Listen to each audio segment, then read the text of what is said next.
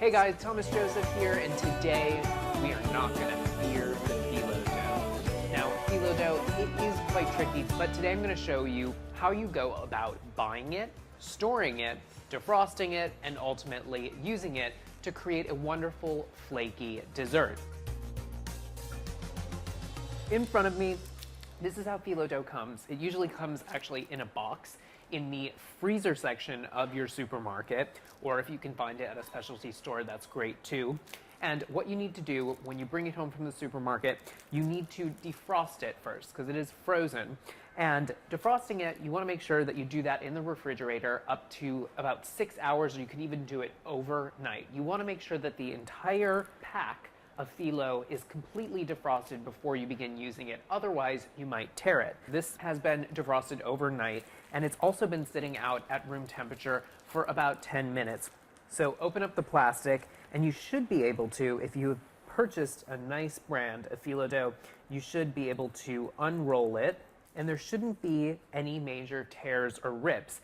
If you see a discoloration around the edges here, or if there are a lot of dry spots that are cracked, that means that your phyllo dough is old, it's probably past its expiration date, and you really should either return the package to the store or go buy a different brand. This looks perfect just like it is here. Now, if you are working with phyllo dough and you're doing something that's a little time consuming, what you want to make sure to do is to cover this with a damp cloth. Now you can buy one of these spritzer bottles and spritz the cloth, or you can kind of dampen it with a faucet and just make sure it's wrung out really well. And what this will do is will keep the dough from drying out too much, which will make it brittle, which will make it crack. So phyllo is leaf in Greek. So all of these little layers of dough are considered leaves of dough. Now, there are other versions of phyllo dough out there in the market, and this one I have in front of me is shredded phyllo dough, which is really very interesting. It's called kataifi, Kataifi, and you need to defrost it in the same manner. It comes frozen, and when you're ready to use it, you need to break it apart slightly, loosen it up because it is kind of compact, and you want to separate it into kind of long strands like this. And you can do so many different things with this. You can create desserts with this, you could wrap shrimp with this, or asparagus, or any type of little hors d'oeuvre, and it creates a little nest around whatever you're making. So you can really form and mold this as you see fit. I'm not going to be using this version today, but if you haven't experimented with it, you should certainly do that. So I'm making something really simple. I'm not making baklava or any other dessert that is quite complex. I'm making just little phyllo cups, and the method in using phyllo is all the same no matter what dessert or dish you're making. So you need to work sheet by sheet or leaf by leaf, and you can tell that this is really good quality phyllo dough and that it's not too old because I could easily move it from one place to the next. Now, keep the others covered so they do not dry out.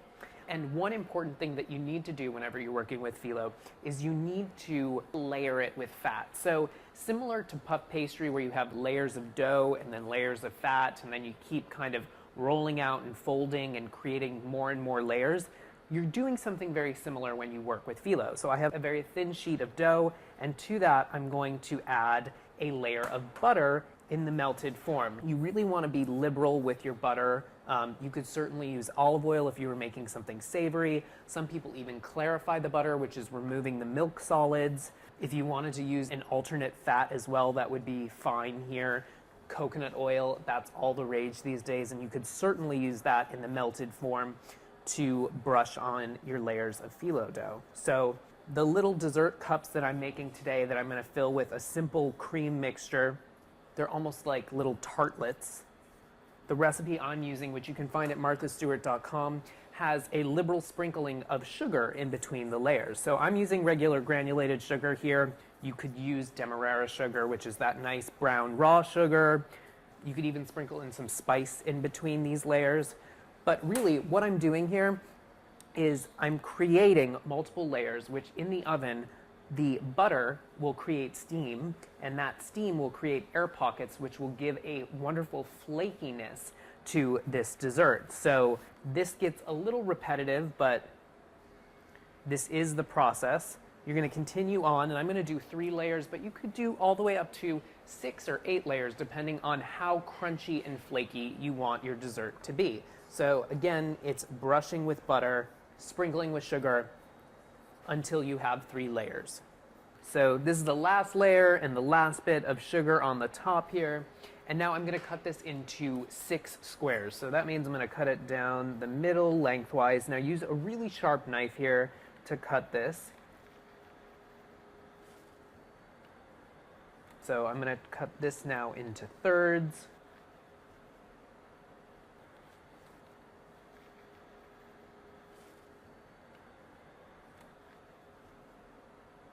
You want to take each square of dough that you have, and you're going to place this into your muffin cups. This is a standard cupcake tin or muffin tin, and you want to really go every other well of the muffin tin, and you're just going to gently push the sides in. You can lift up the dough on the sides here to help create a nice fluted shell.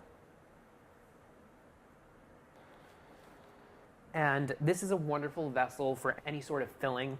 You could fill these with lemon curd, you can fill them with pudding, you could put a cappuccino cream, which is what we're going to be filling these with today. Anything you want. And these go into the oven, 325 degrees for about 20 minutes. The sugar is going to get nice and caramelized. It's going to give even more flavor and a little bit of crunch. So our phyllo cups, they're out of the oven. They've cooled completely. Now, all you have to do is be very careful now, because since there are only 3 layers here, they're pretty fragile. I'm going to go right onto a plate.